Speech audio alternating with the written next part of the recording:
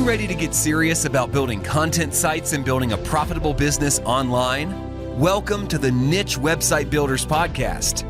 We bring you the latest field-tested tips, tricks, and strategies for building a profitable online asset.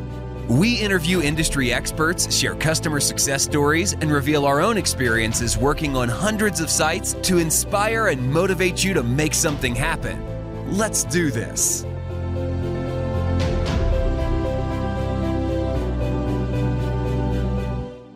Welcome to the Niche Website Builder Show. Today, I speak with the co-founder of ODYS, Alex Drew.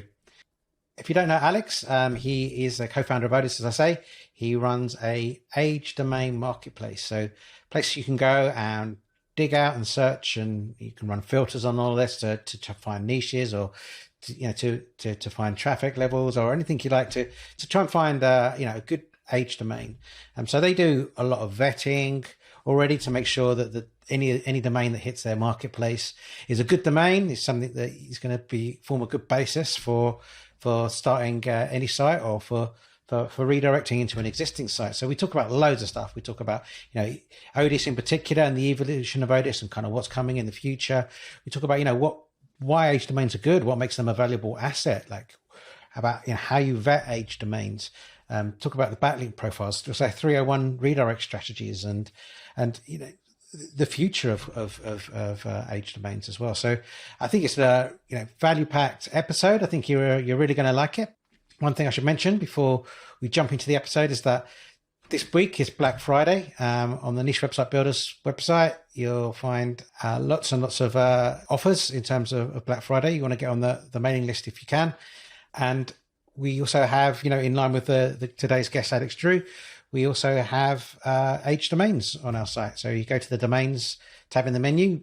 We just created we just got into partnership with ODYS actually. So ODYS are the leading marketplace for age domains. And we think they make a great partner. They can help us kind of source more domains for our customers and our clients.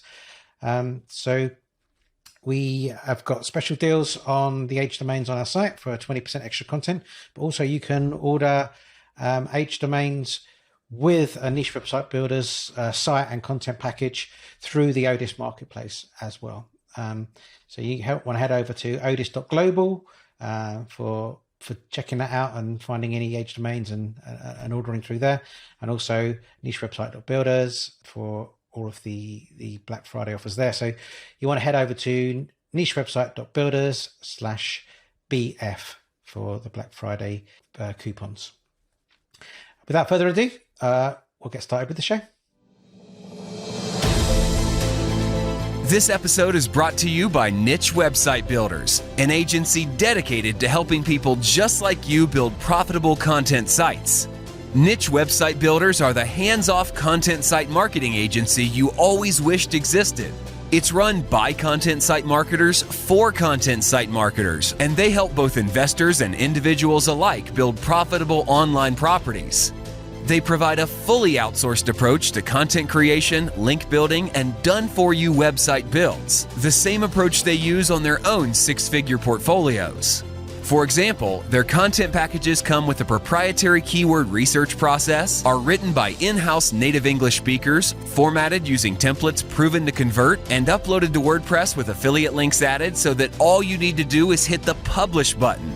Check them out at nichewebsite.builders/show. That's nichewebsite.builders/show, and fill out the form to get coupon codes for 10% more content or a 10% discount on links with your first order sent right to your inbox. Welcome to the Niche Website Builders Show. Today, I have with me co-founder at ODYS, Alex Drew. Welcome, Alex. Thanks for having me, Mark.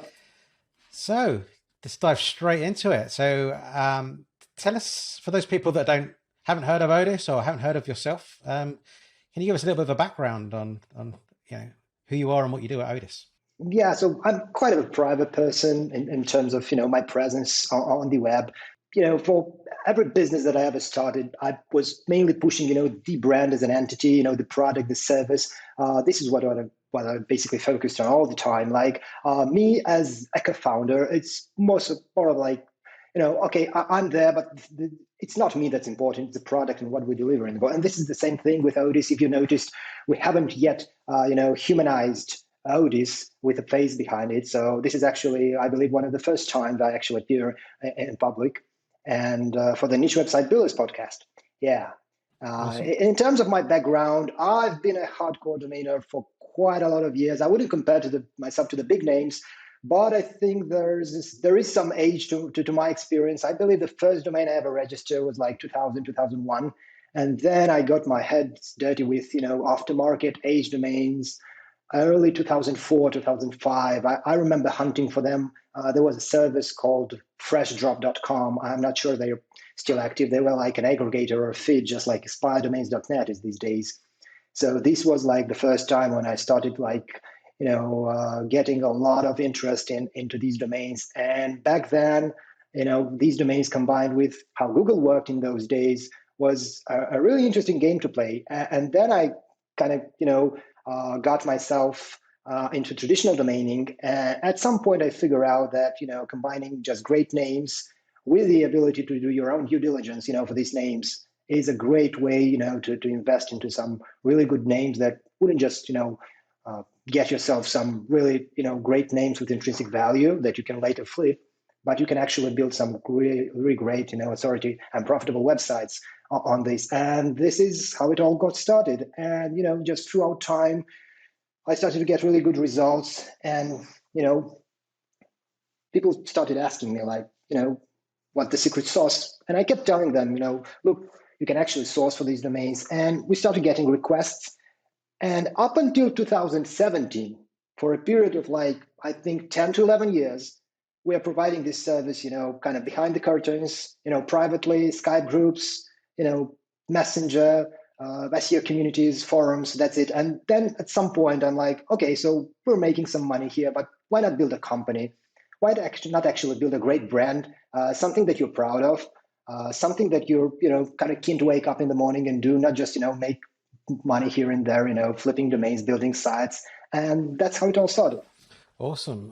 So when you were working in the domaining space, it was about, were you focusing on SEO domains at that time, or was it looking for great names more so? Yeah, actually, I kind of focused on the SEO part of domains from the very beginning, since I originally kind of entered the web space as an SEO. I remember, the first thing that was of interest to me back then is how to make money online. So I wasn't actually interested in names as a means to make money online. I was interested in launching websites, creating websites, so obviously you needed domains. And then kind of, the idea was to get, excellent domain names. And I remember from day one, back then it was all about, having keywords in the name. And then obviously, the shorter domain name, the more difficult it was to kind of acquire it. And then you had to look into the aftermarket because all the best names weren't available anymore. And back in those days, you didn't have Ahrefs, you didn't have Majestic, you didn't have SEMrush. So you would use Google queries like link and then the domain name, and it would show you the links. Then they kind of gave up on that. And that's how the whole, Ahrefs and Majestic and all the other mods and SEMrush services kind of started. The opportunity was there because Google kind of, closed the door to displaying the links and the references for those domains. And yeah, to answer the question, I was there in the SEO world of domains from the very beginning. This is what kind of brought me to domains. But the traditional domaining purely from the SEO names perspective, was of great interest because I was seeing some huge, flips from people, buying and selling names. So obviously that kind of that was a very big incentive, attractive. So I realized if you could combine both, you would be sitting on very, very, very profitable, potential flips and domain names as investments. Mm-hmm. For sure. So through doing the research for this episode, I noticed that ODYS has been around since 2012 now, so quite a long period of time you've been acting as a business. So it'd be interesting to hear about the evolution of ODYS. How has it changed over those years? Yeah, so initially, as I referenced earlier, it was more like, inner circle, Yeah. helping, guys like you source domains, just sharing my knowledge. And then it kind of transitioned to the fact that, it's something that I definitely like, but I'd rather do it for my own instead of, just because time is limited and you cannot possibly provide it as a service to everyone. And at some point we decided with my partner, like, we should build a marketplace, we should build something tangible that operates even when we're asleep. um, so back then it was the only means to kind of address all the demand for those domains, because yeah, we would take pre-orders, we would take Yeah. deposits, we would only work with committed investors, but at some point, like, we couldn't find enough time to help everyone. So we decided we should build a marketplace where people can shop for domains, and do their research on the domains that we invest in and provide, even if it's like 3 a.m. in the morning. Yeah. So we kind of came up with the concept, like, we should build a Yeah. marketplace. Yeah. And that's something we should probably, make aware. So, you have a marketplace for domains on ODYS.global. You should go and check it out if you're not already, ODYS.global. if you're already aware of it. You should check it out. So in terms of your customer base, is that generally people, content site publishers or affiliates that you work with, or are there other people and industries that kind of you're working with, or other niches? So to be honest with you, I think the initial traction we got was mostly from the SEO community. So people who kind of were aware of what age domains are, and the benefits of building a website on an age domain. So initially, most of our customers were like, people who want to get a head start of their competitors in the SERPs, and so that's how it all started. But then it kind of grew. So we started, advertising and getting, members from multiple other, places like Nick Slopper's, Side Hustle Nation, for example, which were people just, thinking how to start how to, launch or start a side hustle, how they can create an additional income stream. And for some, it's building an affiliate website, a content website. For the others, it's buying domains and flipping them. We even have members that are into domain parking, and they're basically acquiring and investing in domains which have traffic, because we track that it's easy to actually just filter domains that have traffic, high traffic in our marketplace. So I believe at some point, it's not like we want to go mainstream with the service, but I think there are different audiences that we can relate to in a way, besides just the SEO community. Even though, like, right now our main goal is to kind of educate SEOs, especially those that don't quite get it, in terms of great names, on the importance of having a great name, not just a domain name with an age, because at some point you may want to flip it, and then the investor looking at a domain name, I don't think he'll appreciate it when you have a successful website which runs on an ex-restaurant domain name that doesn't really sound really well. You won't be able to kind of scale it as a brand. And on the other hand, we want to try to kind of bring age domains from the SEO perspective closer to traditional domain investors, those who were hunting for just names all their life and never paid attention to what goes on behind the names in terms of, has it been abused in the past? Was it spam? Is it like, is that like a domain name that you can relate to in terms of niche relevancy and build something on? So since that adds tremendous value to a name, the SEO part, because we're talking about, links that someone would have to pay, thousands and thousands of dollars to acquire, tens of thousands sometimes. So we kind of try to bring that knowledge to traditional domainers while educated, SEOs and everyone who are after, just the SEO power part on the importance of great names. So somewhere in between. Yeah, for sure.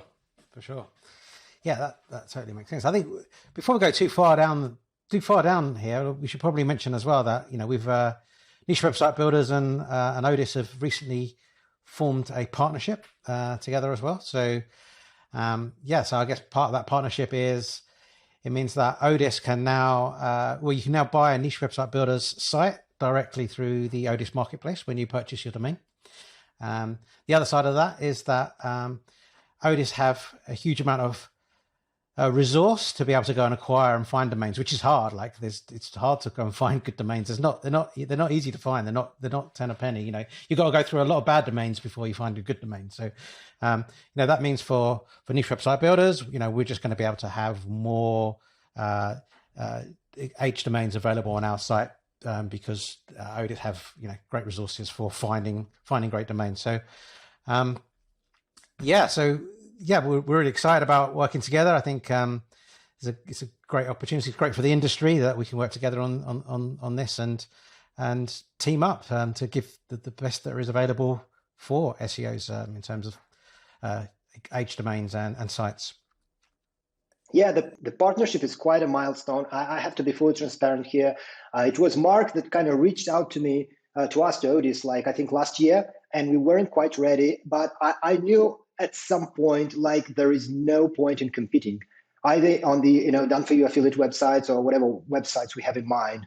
And I really, really didn't want to create extra pressure on you know, your business with the domain parts and kind of compete, because I was reading Peter Thiel's.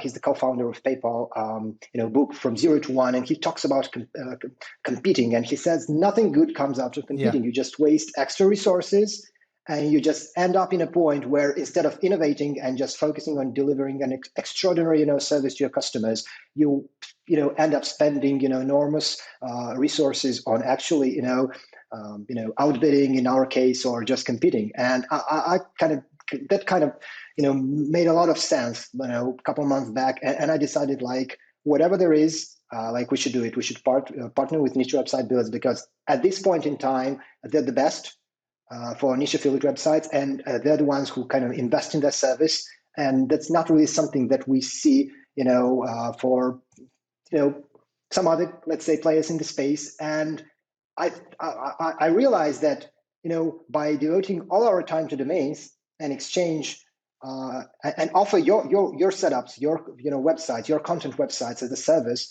will allow us to do a much better job in terms of innovating whatever we can in the domain space and the marketplace, and at the same time allowing you to focus on your content business alone. And I realized and explained that to my partners, and we all agreed, and that's how we made it happen. And to be honest, we're really excited about the partnership and look forward to, you know, helping both businesses scale. Yeah, and I think there's lots we can do going forward, I think, to really help the community as well as a team. So yeah, I'm excited about that. So I mean, whilst we're here, I should also mention that, you know, when this episode goes out, when it's published, we'll be in Black Friday territory, which is why you got dressed up in black today, right? You tell me. So yeah. So tell us about like what ODYS has to offer for Black Friday for people this year. So I think it's like the third year since we're doing like the biggest sale of the year for Black Friday. Somehow became a tradition. So it's 50% cashback. Yeah, it's 50% cashback on all domain names. It's not a discount per se, but what you get is you buy a $2,000 domains, and you instantly get 1,000 domain back to your ODYS balance, which you can use, you know, for a second purchase. And this is really huge. I have to admit, we aren't making money on all purchases, but we really felt like giving something, you know, like really big, like to our members, like not just playing, you know, here's a 5%, here's a 10% discount. And as far as I know, Niche Website Builders has also prepared quite an offer for Black Friday. And I believe combined, like, we would make a really, really great deal for our audience. Like, tell us more about what you have planned for. Yeah, so for the content packages and affiliate websites. Yeah, so for the content packages, affiliate websites, it's 20% additional content for any purchase. So if it's 100,000 words you're ordering with your site, then it'll be 120,000 words. So that combined with 50% cash back, it's going to be quite a saving for getting started on a H domain. So yeah, absolutely. Awesome. Okay, enough about the promotions and the plugging, but I guess we talked a little bit about, like, you know, what makes an H domain a valuable asset. We talked about, like, the names of them, but, like, you know, what is it? What else about an H domain that, you know, rather than starting maybe with a fresh domain, like what makes that more valuable to somebody using it? So from the SEO perspective, it's obviously, it all lies within its age. So throughout the years, it kind of harnessed that authority, which usually reflects in, the backlinks that power that particular domain name. And then you have like the trust, let's say the trust that search engines have in that domain name being indexed throughout all this time. And then you have like the EAT signals, expertise, authority, and trust signals, which are pretty hard to get, especially in your money, your life, kind of niches. And obviously, a huge thing is traffic. We have members and clients who end up having sales on their affiliate websites without even getting initial, traction. That's because when you are able to match a perfect domain name and kind of, publish the right content, sometimes you can get sales from the referral traffic or whatever other means of traffic, can be social traffic, regardless where it comes from. It's not necessary for it to be like organic traffic. I believe Carl Broadband was the one who recently launched like a gardening case study on one of our domains. And he said like first sale, 48 hours. And that obviously wasn't a sale coming from organic traffic, because I believe some of those articles haven't been indexed yet. But it was a sale from referral traffic. And that is impressive. I mean, you cannot get that with a brand new domain, because the brand new domain doesn't have anything, in terms of intrinsic value besides the name. So you have to start from scratch. And at some point, if you think about it, like the only reason for you to start a website on a fresh domain would be if you somehow, positioned against, aftermarket domains, page domains, which doesn't make sense if you think about it, because at some point it's like real estate, it's like property. Like if you want to, build something great, you have to look for great property. You cannot look, somewhere, where you don't have any infrastructure. You have to look for great property. So when it comes to names and digital real estate, which are domain names, in this case, you have to look for great names that have great history in terms of their age and the authority that they harness throughout the years. So that, in my opinion, is the biggest thing for age domains. Like if you are able to match whatever you want to build with an age domain that kind of has historical records which are relevant to what you want to build, then you can basically take advantage of all that and just launch a new project and get traction faster than you would with a fresh domain. For sure, yeah, it's like relevance and authority. You're kind of getting there. Like we found the same. Like with some of our customers, they within the first week, we sometimes see sales, and it isn't necessarily from referral traffic either. It's like some sites are already, or some domains, they're already still got quite a lot of pages indexed in Google. So when you spin up your site, we might put 100,000 words or 200,000 words on it straight away. Like there's loads of pages that are already indexed still in that site. So people are searching for stuff, finding it, and coming to your site, and maybe making a purchase or whatever. So like it can be even organic traffic. It doesn't even have to be referral traffic. We found it can be a reason for a sale too. Yeah, and there is one more source of traffic, by the way, which most SEOs, I believe, aren't familiar with. I mean, some might be. It's type-in traffic. So great names, they get the traffic right from the browser. Former visitors, you may have visited this domain looking for a cat scratching post, for example, for 10 years, and they went out of business. And people still look for their name, so they don't Google like cat scratching post UK, right? They just enter the brand's name into their or whatever the name of the domain was, like unitedcats.com, for example. We have a domain, unitedcats.com, listed for sale in ODYS. So they go to unitedcats.com, and that's relevant traffic. People looking for a cat scratching post, maybe, or any other cat furniture related to stuff. So that's a source of traffic that doesn't necessarily come from a referral link or organic traffic, but it's very, very valuable. Like the echo of a once great name. Yeah, for sure.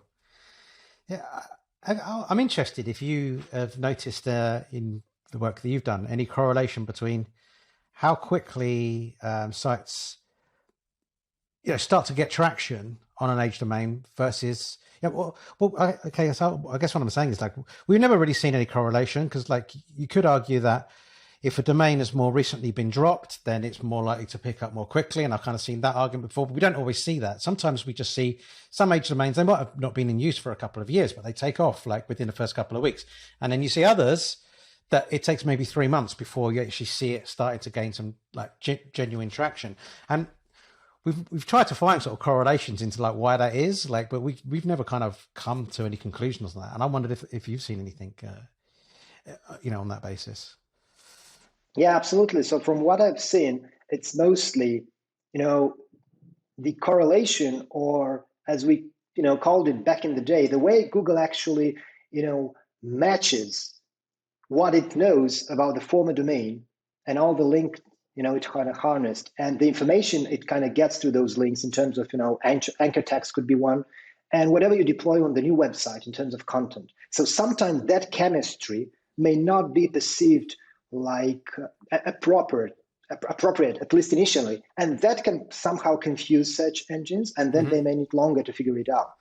And when you're able, due to the relevancy, quality, and then quantity of the links pointing to that name, and when you can create a really good match with what you intend to build on the website, or sometimes you may, get an idea of what you can build on a website from the domain itself. So you're looking at the domain name, you're looking at unitedcats.com, and you think, like, I could build like a great, cat furniture website on this one. And in this case, it's the chance of actually domain getting traction faster is much higher, because you're not kind of forcing what you wanted to build and trying to find an appropriate domain. You actually get the idea from the domains. In fact, most of the niche websites that I've personally built and my team has built, those were websites built coming from ideas we get from the domain. So we're looking at domains that we were able to invest in, and we say, like, this would make a great cat furniture website. And so we'd go with that, and that's how you get traction. So you have two kinds of people. The first one that already have an idea and they're searching for a perfect domain, and then it can take forever. And then you have like the investor mindset who just want to invest in content websites because they know they can get another huge ROI on this, and they will just go with whatever makes sense. Obviously, it's recommended to pick a niche that you're closer to. It can be like crypto, it can be cat furniture if you're into pets, it can be yoga if you're into any kind of health fitness related stuff.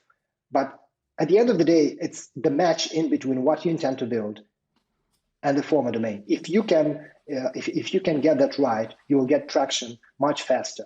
Yeah, it's kind of a mix of what the site was previously and the backlink profile. So the backlink profile can, depending on, they're kind of slightly different things. It's like the historical and what it was indexed and what Google saw it as, and then there's the backlink profile, which kind of will suggest something. Sometimes you get some domains where you end up having a lot of news sites because they're new. Like one of the domains that I've got used to be, it was actually bought from ODYS. Was a ex Kickstarter project, right? So it had it was a failed Kickstarter project basically, but it had lots of news around that product. So lots of really high quality links, from the BBC and from New York Times and things like that, but not a lot else. So it was kind of like, it was almost like if you look in something like SEMrush, it would categorize it as like a news. It wouldn't really know that it was the niche that it is necessarily, or SEMrush couldn't figure that out. But obviously still the anchors and the pages that are linking to that site are from niche relevant content and stuff like that. So there's kind of loads of things you kind of need to think about when it comes to that. But and I think that's why you can't get it right every time. But the truth is, like, it might take a little bit longer, but you kind of still get there in the end, and it's still way quicker than waiting like a year for the sandbox, and you've got an authority, a whole bunch of authority kind of tied up in that domain. Like I always talk to our customers about, age domains are just such good value. If you think, okay, I'm getting 200 referring domains here, how much would that cost me in either money or time to get that versus a couple of $1,000 for a domain? Like it's like, no, when you think of it in that way, it's like, it's a no-brainer. And I always start projects. And domains. One thing I'd add, especially for, those who are just getting into, investing in age domains and building affiliate sites or content sites on age domains, like, do not expect a miracle. The fact that you're buying a great name that has age, trust, it's powered by valuable backlinks that you would have otherwise paid tens of thousands of dollars, doesn't mean like you'd get, 100,000 visitors per month from organic search, in a couple of months. Just use it to your advantage and consider it a competitive advantage. Do whatever you would with any other project, any other website, because at some point, people kind of that they buy an age domain and they believe that the age domain was going to solve all the business problems. It's going to make them rich. Age domains are a competitive advantage if you do it right, if you're able to to handle that match. Obviously, from the SEO perspective, the more authority backlinks the domain has, the better for your project. So if you can get a domain name that has like most of them pointing to the homepage, then it's even better. This is something that we pay very close attention to at ODYS. We just want to make sure that 90% of their references, backlinks, mentions, whatever, point to the homepage, and then you have a handful, like 5 to 10%, going to inner pages. You can rebuild, you can 301 redirect to relevant newer pages, the usual stuff. But yeah, just focus on using, age domains from the SEO perspective to your advantage. Don't just, launch a website and go on a vacation. You should work on that. Just do the usual stuff, hire niche website builders to, help you with the skyscraper technique, add more content, add fresh content, to build the Google Cafe filters. You just treat it as a real, like James Dooley. I really like how he tackles website. Like, treat your website like a real business. Don't just treat it like, I gave up my job and I'm going to launch a website, buy a domain, hire niche website builders, and that's it. Problem solved. Treat it as a business, and we've seen guys like Mushfiq, from the website flip, who just, this is their business and they're making really good money out of this, but they treat it as a business. They don't treat it as something supernatural, age domains aren't supernatural, and they're not, don't have any like secret powers. They just are very good means to great competitive advantage, towards your project. So use it like that, be smart about these things.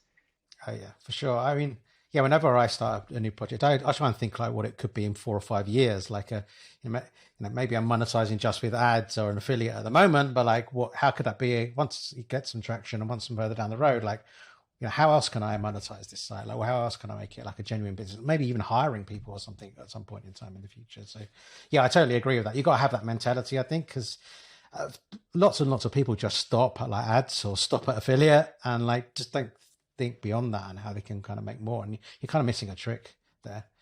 I mean, what I'll say as well is that you can't, like, although definitely don't expect miracles. Like, it's definitely going to help you. But at the same time, things can happen. This site that I was just telling you about, like the failed Kickstarter project, in 9 months, I was getting over 100,000 sessions, and after a year, it's getting over 250,000 sessions. Like, that would never happen with a brand new domain, like, ever. Like, yeah, absolutely. I mean, it's got 300 posts on it now. So, like you said, I put an initial bunch of content on there, and I've been working on it since and creating more content every month for a year, and to get to that point. Awesome. So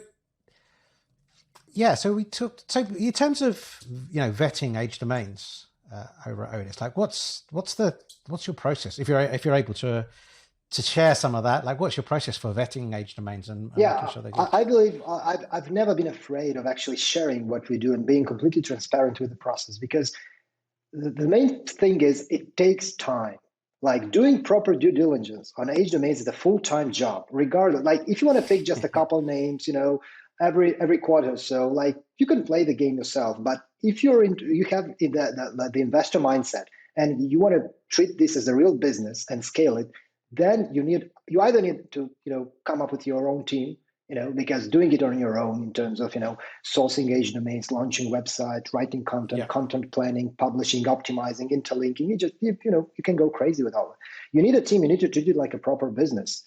So in terms of vetting, you can do it yourself, and I have no problem sharing what we do, like at least partially, because we should probably record a second podcast on going after every single step of the due diligence process if you were to tackle that. Yeah, but most importantly, like, first of all, trademarks. That's a very now that we're getting in more and more, the domain names are becoming more and more popular. We have the coronavirus precedent. Everyone wants to go digital. Everyone needs a name. So obviously the most important one is a trademark. Avoid as plague any domain that have any trademark whatsoever, because if it takes off in terms as a business, as a business, as a project that you want to keep growing, then the worst thing that can happen is for you to get, sued and someone take the domain away from you. And obviously, bad domain names in terms of like just bad names, just domains that are either too long, or as the classical restaurant domain example that Mushfiq kind of referenced in one of his newsletter, where the site really took off in terms of organic traffic, but then it's like a restaurant domain and it's not related at all, to whatever the site is about, and who will buy such a site. So it's a waste of time and energy and resources. And obviously, spam checking, making sure the domain hasn't been abused in the past. By abuse, I mean obvious spam, artificial SEO, even well done SEO. We try to stay away from domains that had really well done SEO. We're mostly after domains that had grown naturally. Like all the reference were organic ones, either newspapers, or bloggers, but they had to be like organic mentions. And then obviously abuse in terms of malware, haven't been hacked in the past. So this type of abuse. And obviously it has to be indexed. Like we only invest in domains that are indexed or have been indexed for a very long time, especially at the moment of purchasing them, they have to be indexed. And then just make sure that they rank for the name, rank for the brand. That's very important. Usually you don't even need to plug the domain into Google, console to figure out if it had a penalty or not. If it's not ranking for the domain name, for the naked URL itself, then you might have a problem there. Yeah. And obviously, there is a lot of other stuff. If talking about backlinks, then you should probably use majestic.com for historical backlink analysis. And as of recently, Ahrefs, bunch of other metrics to look for. Definitely the worst thing that one can do is acquire domain just based on metrics. Like that should probably be like the first thing that they do when filtering, making sure if you don't want anything below DR, let's say 20, then use it as an initial metric. But what if the best domain you could ever find for your niche was a DR 19? Then you might have lost that domain. So obviously, you should be open-minded in terms of metrics as well. Big time. And yeah, I could talk about this all day long. Obviously, a very tedious, time-consuming process. We have like 3 different teams doing due diligence all day long. Like the initial guys that do like the spam checking due diligence. And then we have like their manager who kind of, cherry picks whatever they have found, and then we have the person double checking on trademarks. And then we have like the final stage of acquisition, which is like the third step. And sometimes, some days I kind of personally make sure, those domains meet the criteria. And one thing we're kind of proud of is coming up with a standard for quality in terms of domain names, especially now when we have a growing, number of members within ODYS.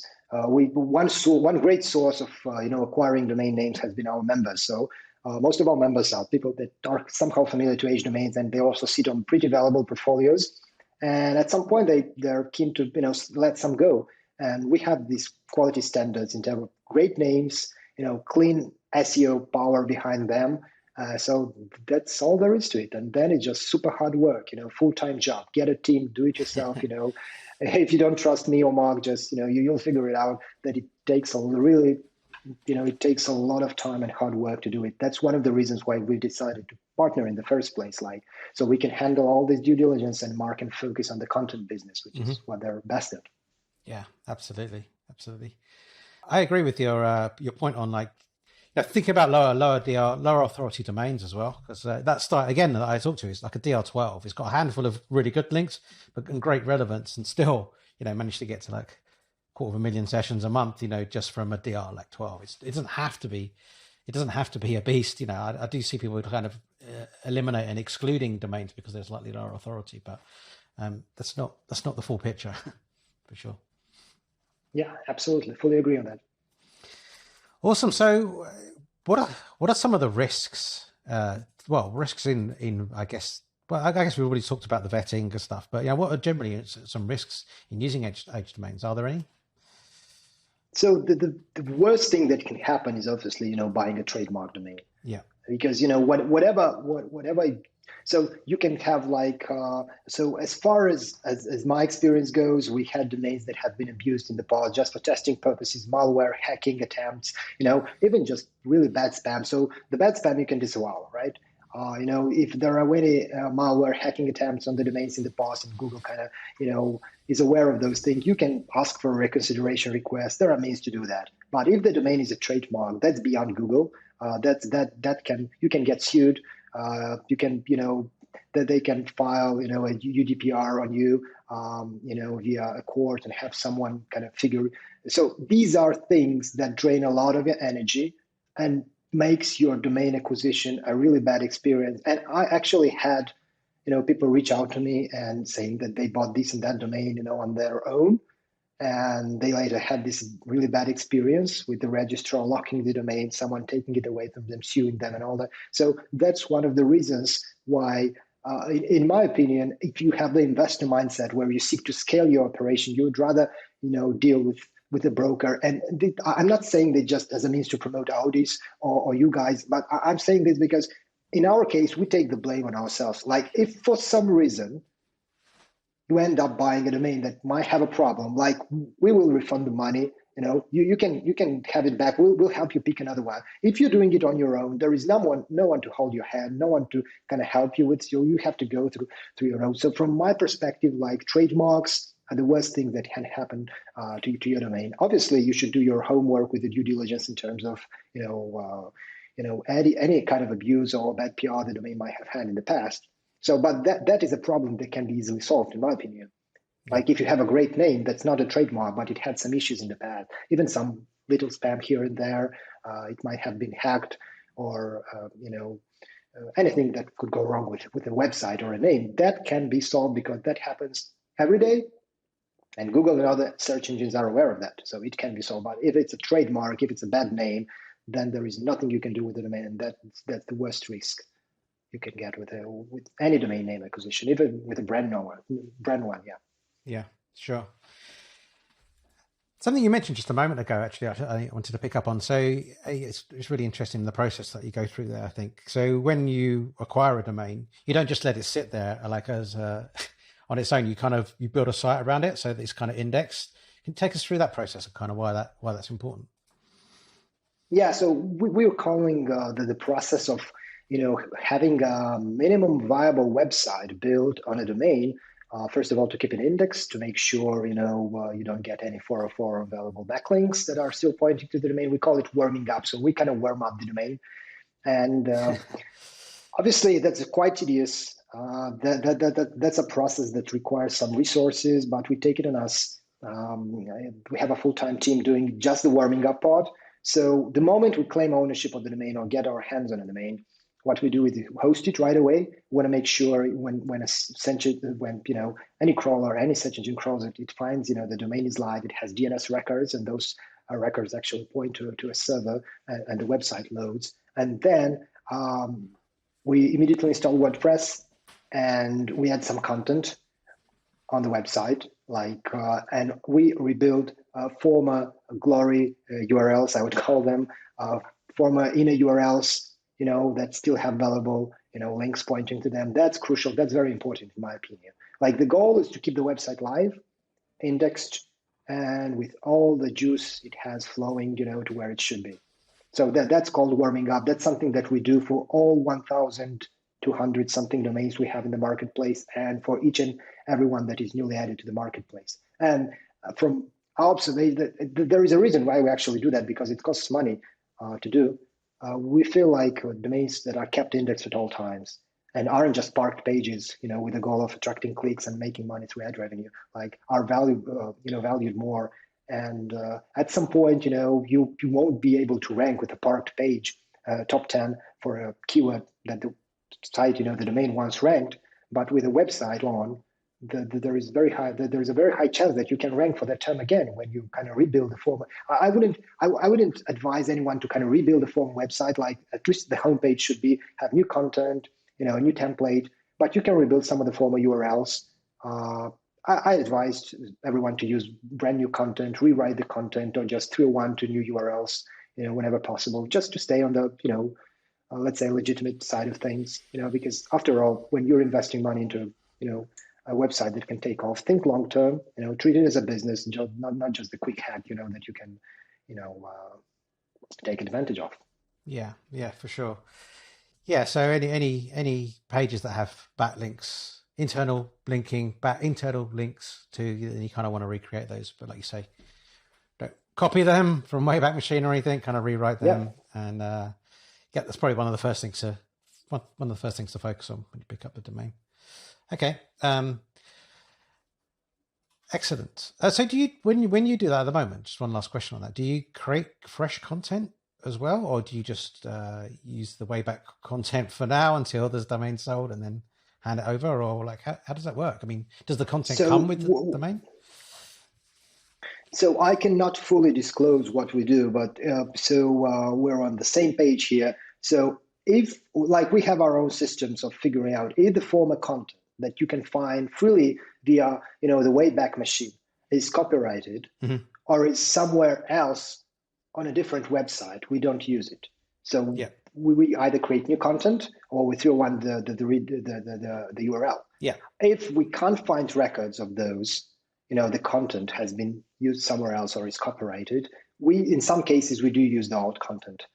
So it really depends. Sometimes the alt content is just a page with a couple of images, and then we stay away from those images. We just use fresh new images from Shutterstock or whatever. Yeah. But if we're talking about like full-fledged articles, some research, we just make sure, and at some point we kind of do the good stuff, and just if it was an author who actually came up with that article, not just a generic type of content, we're trying to make sure that we link to the author's social profile, Twitter, or someone, just to give the reference while we keep the domain live until it's sold. So we just try to make up the best we can out of this process of rebuilding former URLs and the former website. Yeah. But now we're kind of coming up with a new concept for warmed up domain that's going to be I think more. So first of all, we're switching from WordPress to HTML websites just to help with security, because when you're around, thousands of websites, all kind of things can happen. So from a security standpoint, we switch from WordPress to HTML just as a temporary means, because when, later you take off, you can install WordPress, no problem. Okay. That makes and sense. then, we have like a more automated way of checking if the content is copyrighted, if it's live somewhere on a different website, because if it's live somewhere on a different website, it's already duplicate content, and we don't really want to get into having duplicate content on our websites at this point. Yeah, for sure. Okay, fantastic. In terms of 301s, do you have any recommendations on kind of 301 strategies? And like, say you've already got a site, but you want to buy an age domain to 301 into it, so you're not starting a fresh site on that age domain. Have you got any best practices or recommendations for that? Yeah, so obviously the best guide on the web, I think, on 301 redirects is can be found on Mushfiq website. Yeah. He's kind of a master, so anyone, you can just go to the website, flip, and shout out to Mushfiq. He's doing a really great job with his research on different topics, including age domains. So the merger 301 redirect technique, merger and acquisition, where you take the domain and you 301 redirect it to an inner page. And that's not done just for the sake of making it look legit. That's done in order to preserve the relevancy, because from a more slightly advanced kind of SEO point of view, when you 301 a domain name that is not 100% relevant, let's say you redirect unitedcats.com, which is a general pets related domain name, to a website that talks about, let's say cat scratching post or any other cat furniture, it can confuse, search engines from the anchor text type of relevancy. If you do like a homepage to homepage 301 redirect, and that's one of the reasons, like besides just making it look legitimate, why you would 301 redirect to an inner page. So that inner page like has focused anchor text right now, and it's not irrelevant anymore, and it makes more sense. Plus, it also, like, think about from a user experience perspective, if someone was visiting the former site and all of a sudden they end up on a page, talking about, oh, okay, it might be the same industry, the same niche, but it's still kind of, it's not 100% relevant to what they search for, then it's a huge bounce rate.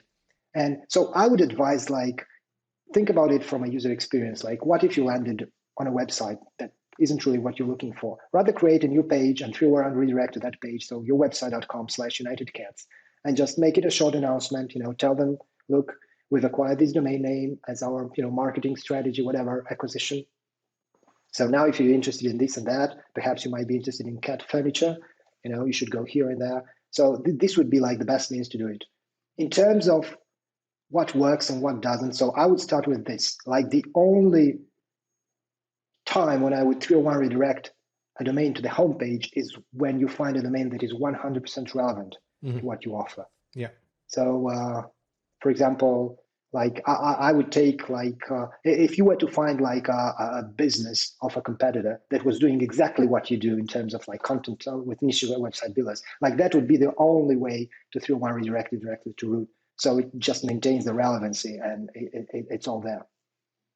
Other than that, in terms of the risks associated and the SEO myths in terms of, how much is enough, like how many redirects should I do? I don't think there is a limit.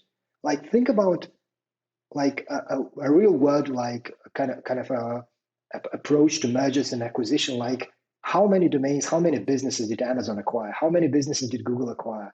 Like even if you kind of have a local business and you end up, scaling your operations, you can end up buying, some competitors. So for example, with ODYS, we own a lot of interesting domains and we've 301 redirected all of them too. So we own affiliatewebsites.com and we kind of redirected it into our main domain, even though it would make sense to kind of create a separate landing page. But it doesn't affect your SEO if you do it right, because it's a growth strategy and search engines get that. We also own agedomains.com, which is kind of descriptive, generic term, for what we do. It's not the brand name, but it's still very relevant. And at some point, if you manage to acquire other really important names, that kind of help our business, we will get those. And at some point in like 5 to 10 years, we can have 100, 301 redirects from domains that aren't necessarily, we don't necessarily want to build a full-price website, but those are strategic domain acquisitions. And I've been talking with Mushfiq, who's really into 301 redirects about this. And he's been buying most of his competitors in the website flipping space and 301 redirecting and merging with his own website. And that's the great strategy when you talk from a business perspective is you harness all the traffic, all the sort. And obviously that reflects on the organic growth as well, because, obviously from a backlink acquisition type of perspective and point of view, like you imagine getting all those, 1 to 300, referring domains to your website, for just a couple $1,000. I believe that's a no-brainer. Try to build all those links manually or search a job. It's a huge time saver. So what I would advise is treat 301 redirects in terms of, merger or acquisition type of, strategy as a business growth strategy. Don't treat it as an SEO hack. The SEO part, the SEO growth part, it's like a side effect. It's like something that will inevitably get there in terms of traffic and or organic visibility if you do it right. But mostly, like if you want to grow a, cat furniture business, just keep an eye on any cat furniture business, domains, and those, if properly acquired, and if those are great names, they will help your business grow. And what follows is obviously increased organic visibility, since you take advantage of all that authority. So that's my view on 301 redirects. It's like don't just try to stay away from any SEO myths and think about it as a business. Like, what if you like Matt Diggity says, like, treat your website as a business. If it's an affiliate website, it's still a business, because at some point you can switch from affiliate, to drop shipping or whatever. You can reach out directly to the supplier. Like, anything can happen, but treat it as a business. Don't think of it only just from an SEO perspective. Like, what could I do now to get more visitors on a daily basis from Google alone? Treat it as a real business. Yeah, I entirely agree with all of that. You'll definitely hear some people saying that they redirected too many in and then the website died. But I always think it's something else that's at play there rather than the 301 direct. Either the strategy for the redirect potentially, but other stuff potentially going on as well. So you can always point to something when the website goes down and say it probably was that. But the other thing you got to be careful of, we found, is that when you're redirecting to the homepage, especially if you're redirecting a more powerful kind of domain in, is that you can kind of knock out the balance of the brand name. So you have like you might have 20 branded anchors to your website, but you're bringing in a site that's got 50 branded anchors. Like, it's going to just mess it up. So like sorting out doing that with the internal page and treating it like a merger or acquisition is definitely gets around that problem. Yeah, absolutely. And one last thing I would add, like when you treat, through wire directs as a growth kind of a strategy, but you do all the other things that you would do with a business. I'd once again, mention what Matt Diggity does at some point with his affiliate websites. He runs, paid ads, pay-per-click ads, just to scale up. Like when he has found like a really good formula for a landing page and it's converting, he just tries to find means, to scale operations, to scale sales, to get more traffic from different means. And when you do everything a business would do, like even if when Google like kind of finds those three wire redirects which are properly done, like if those three wire redirects are the only thing that you do with a website in terms of growth, then you obviously can harm the website, right? Yeah. But when you do this and you do all the other things, those are treated as a legitimate way to grow your business. That's it. That's all there is to it. Really, just do all the things that you need to do when growing a business, and then you don't have to worry about harming your website with too many three wire redirects. For sure. And what's your view on, say you've already got quite a high authority site, DR50, DR60. Is there any value in redirecting like a DR20 into that, or is that something you would avoid? To be honest, like I'm really after, so if I consider that domain to be strategic for my business, I really don't care about DR at all. Like if I find 10 valuable backlinks, Yeah. and it's a good investment, I would go after it. I really don't care. For me, it's not about DR. Like I think like the biggest mistake is being blinded by metrics in terms of how much impact would DR 20 versus 50 have on my website, on my business. I really don't think that's appropriate. Like I remember Mushfiq acquiring a very old website flipping related blog, and I don't think it had the highest DR, but it was a strategic acquisition for his business. That guy was selling on the world, website flipping blogs, some kind of I think it was a course related to website flipping. I don't remember exactly, but that was very valuable for his business, and merging it was very valuable. Plus the backlinks it had, all the authority, all those pages, all that content. Yeah. All that content, really, really valuable, acquisition. So I really don't think like we have like if someone goes to affiliatewebsites.com, I don't even think the domain has more than a couple handful. Like I don't think it has any DR, but I don't care because I'm after the traffic with this domain. And then we have some other domain that perhaps has more backlinks, and so you try to, just go with the easy wins. So if that's an easy win, if you find a really powerful domain, it might not be the greatest name, but it has traffic or it has really good relevant backlinks, go after it. And then you can,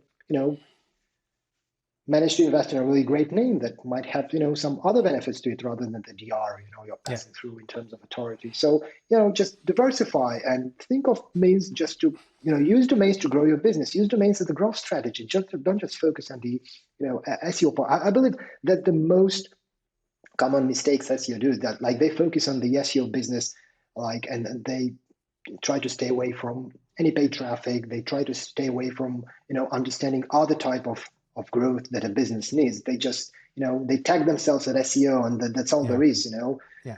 I think that we should look beyond that and we should explore like other growth options. And for me, like domains are a great means to grow, even if talking about through wire redirects. So yeah, obviously there is something in those metrics because they reflect the authority, but only when the quality of the links is there. And you start with the quality, then you go to the quantity. And obviously like if you have some good metrics, great, but start with what matters. And that is a good domain name with intrinsic value in terms of traffic and links. And yeah. If it has DR, great. If it doesn't, it's still good. Yeah. I'm glad you said that. I totally agree 100% as well. Like good links, good relevance or whatever is still like, it doesn't matter. Like I totally 100% agree that if they're good links, they're good links. It doesn't matter if it's a lower authority. We have some customers that kind of come to us and when they want to buy some links from us from niche edits or some guest posts, and they're kind of insistent that they have to be higher authority than the authority of the site already. And like, the same as you, and a good link is a good link and it's still going to contribute to, aside from those DR not being a metric that's like endorsed by Google, like it's not a thing in their eyes. Like a good link, if it's a good relevant link, then it still has loads of value. Again, going back to that example of the site the age domain that I got, I found somebody was selling a site, had 25 posts on it, but it was getting like 7,000 sessions a month, and it was just perfect. It had no authority. It hadn't done no link building whatsoever, but I got it and bought it for the traffic. And that actually kind of really formed because it was very early days. I was like 2 months in, and it really was the catalyst. Like as soon as I did that, like all of the other posts that I wrote just started ranking as well, with no backlink profile at all. But adding that content in really made the difference. So, and that traffic. To be honest, traffic. Obviously, traffic is the keyword, and I'd take relevancy, niche relevancy, all the metrics all day long. Yeah, cool. All right, excellent. Yeah, I agree. Okay, all right. Before we kind of wrap it up, it'd be good to chat about the future of ODYS and like what do you have planned? What can we look forward to in the coming months and years? So I believe next year, since we're already, wrapping up this one, it may seem like a little bit too early. We have Black Friday, and then we have Christmas, and then we have the New Year, and it's already 2022. But yeah, the most important thing that I am allowed to disclose at this point is that we are planning to become like two-sided marketplace where we have sellers and buyers, at the same time. So we're going to allow our members to list their own domains for sale in ODYS. And as we've noticed, we're getting a lot of inquiries from people that are sitting on really valuable domain names. And at some point, we used to hear that the talks in the SEO community saying that ODYS is buying from auctions alone. No, that's not correct. Like auctions is just one source of domains. We also acquire domains from our members. But at some point, that there is this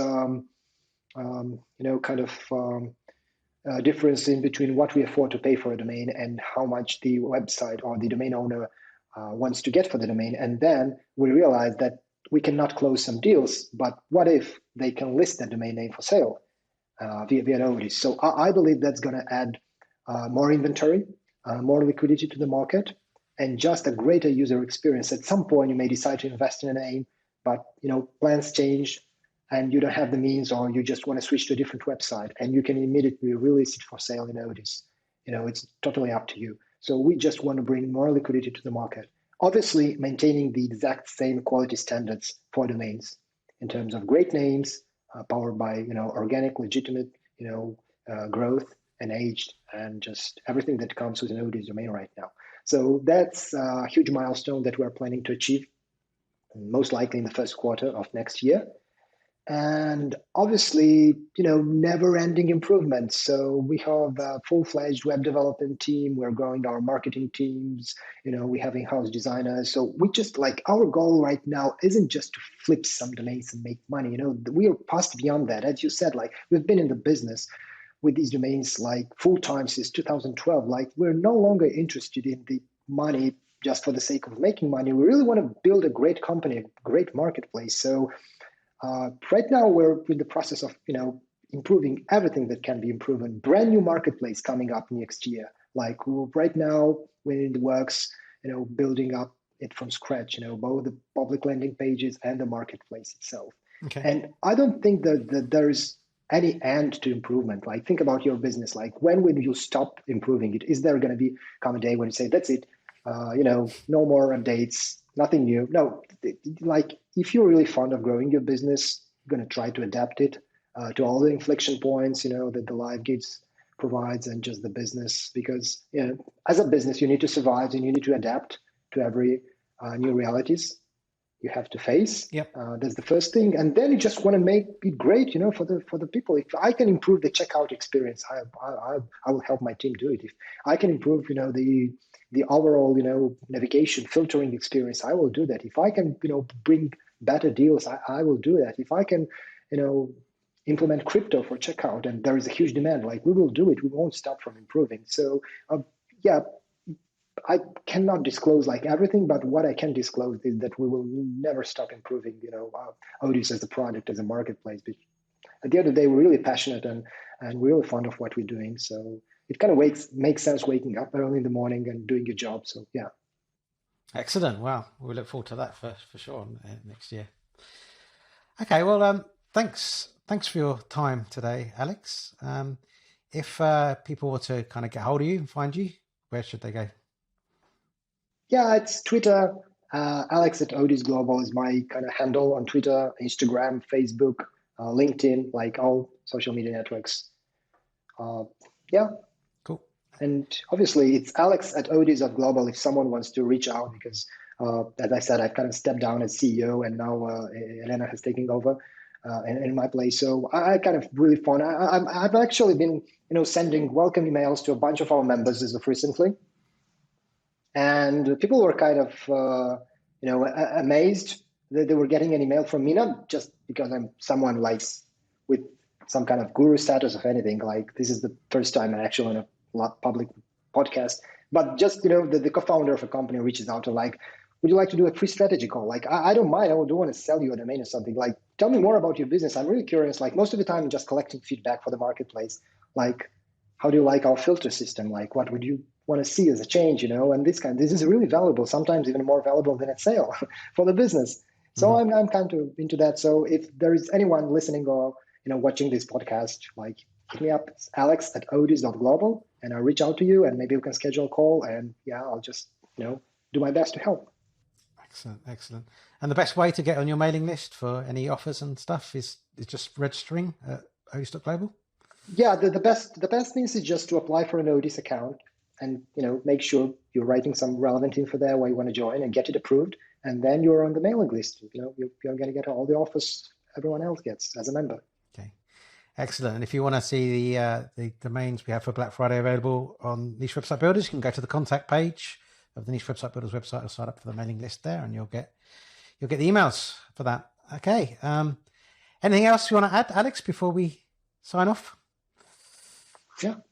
50% cashback. 50% cashback, yeah. 50% cashback. That's the biggest deal. As a matter of fact, I have to disclose, like I was chatting with our CEO, Elena, earlier, and she's like, to be honest, I think this is the last year we're going to give 50% because it's so huge. Like she checked, some margins on our domains and she said, like, I believe this is the last year we're going to do 50% cashback on domain. That's too much. Like we're giving away too much. And I said, okay, that's up to you. Like you're the, you're the one leading the operation right now. But yeah, I think we should kind of do it once more this year. So yeah, folks, take advantage. Okay. 50% cashback. Yeah, for sure. It's a great deal. I know we picked up plenty last year. So. Yeah, and don't forget about the 20% extra content you get on all of the Niche Website Builders packages available to the ODYS. By the way, we kind of tag them. We kind of named the module, the website building module, Build with ODYS. But now we're promoting it. We've called it Build with ODYS, powered by Niche Website Builder. So it kind of sounds better. Yeah, for sure. Awesome. All right, Alex. Thanks very much for your time. Great speaking to you. And you're welcome. Catch up soon. It's been a pleasure. Yeah. Cheers. Thanks again for tuning in, and I hope you enjoyed the show. If you're listening to the podcast version of this episode, please subscribe on iTunes or wherever you listen to your podcasts. Please rate and review, as this will allow us to grow our audience and create more shows like this one. If you're watching on YouTube, please subscribe to the channel and click on the bell to be the first to know about any new episodes that we release. Until the next episode, goodbye.